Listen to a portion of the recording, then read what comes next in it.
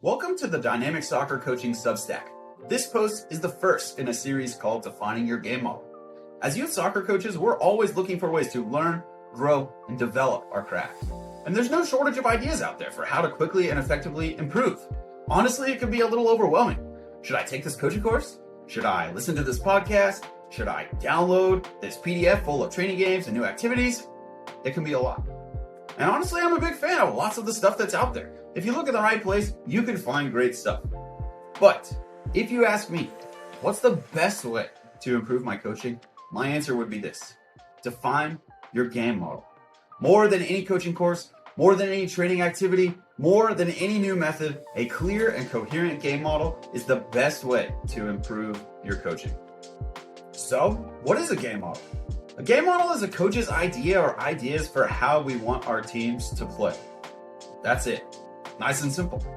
And when we define game model like this, we see that every single coach in the world actually does have a game model already.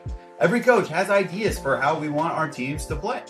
Of course, those ideas may be radically different from one coach to the next, but the simple fact is we all have these ideas, and those ideas just are our game model, whether we know it or not. And that shows that every coach actually has one. The problem, of course, is that sometimes game models are clear and coherent, while sometimes they're actually pretty chaotic, or maybe we could even say concealed. The ideas may be there, but they may not fit together logically, or they may actually be unknown to both the players and the coaches. And this results in a kind of haphazard way of looking at the craft of coaching. If our game model is unclear or incoherent, we will be less effective as coaches. Our training sessions will be more random than ordered, more off the cuff than intentional. And this is a problem because the more random and off the cuff our coaching is, the more likely it is to be idiosyncratic. In other words, if we don't have a clear game model, our coaching will gravitate toward things we like the most or are the most comfortable with, rather than encompassing the whole game. Our teams will be less likely to play in repeatable, measurable ways, which means our match results will be more random.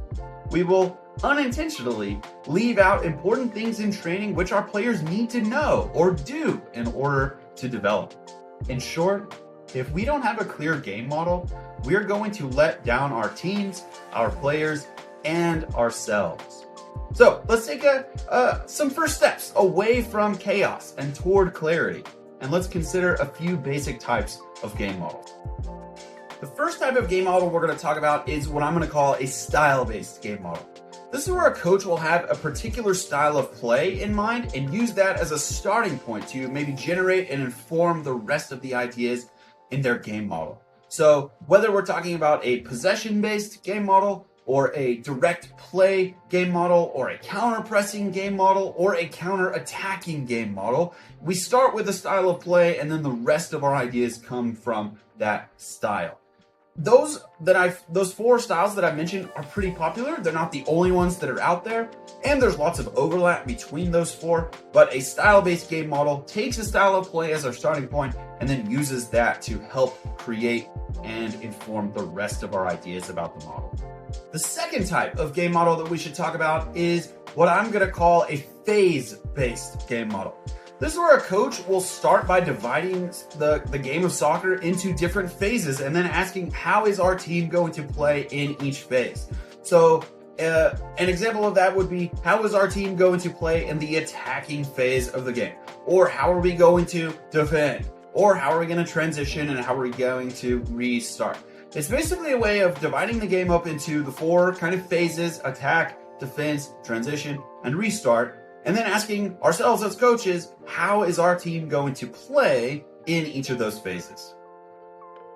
The third type of game model that we're going to talk about is what I'm going to call a thirds-based game model. This is similar to a phase-based game model in that we're kind of dividing the game up a little bit, but instead of dividing the game into phases, now what we're going to do is divide the game into thirds, and particularly thirds of the soccer field.